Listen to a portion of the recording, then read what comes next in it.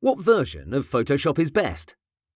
Welcome to this section, where we'll discuss which Photoshop version is best for this course, what you should use, and if it's worth upgrading to a newer release. First, throughout this course, I will use the PC version, but if you have a Mac, it's all the same.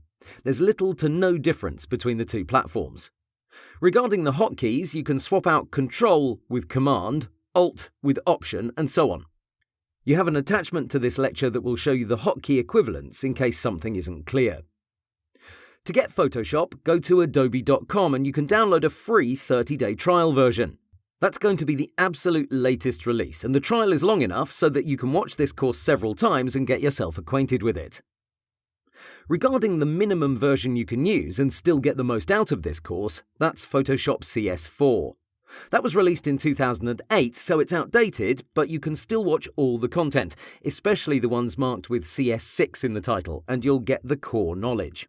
With that, you can work, and with the money you'll earn, you can upgrade to a newer version. So you can design websites and earn money even though you may have an outdated Photoshop version. Don't let that be an excuse. I started working with an old 17-inch CRT monitor, the ones that took up half your desk, so I'm sure you can manage just fine. If you have CS6, that's great. You're not that outdated. You have lots of helpful features for our web design work, but you're missing the cutting-edge stuff. You can decide if you want to upgrade by watching the lectures that have CC in the title. My advice? Do it if you can afford it.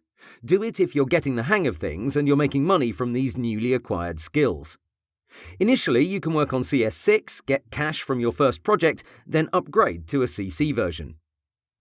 Adobe changed the way you purchase its software a few years ago, and I have to say, it's great. You pay a monthly subscription and you get the latest releases as they roll out.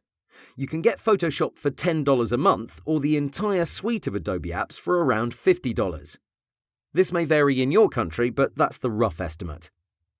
After you've made your payment, you'll get this program, and through it you can install all the Adobe apps you want if you went for the higher plan. And when there's a new version of Photoshop, you'll get a notice here. You click once to upgrade, and that's it, easy as pie. Now, you may know there have been a lot of CC versions. On screen, you can see them all, starting with the most recent one, CC 2017. As you scroll down, you'll see all the other releases, 2015.5, 2015.1, the regular 2015 version, 2014.2 with Camera Raw, 2014.2, and so on.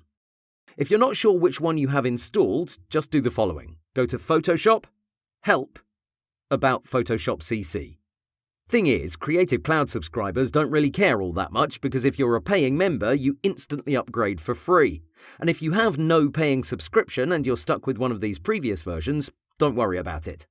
Don't get me wrong, these upgrades are nice, some features are impressive, but do they supercharge your designing? Not really. They help, but they're not magical.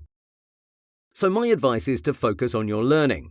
Work hard, work smart, work long enough, and you'll have enough cash to get the latest and the greatest quickly. But don't let your Photoshop version or your computer specifications be excuses.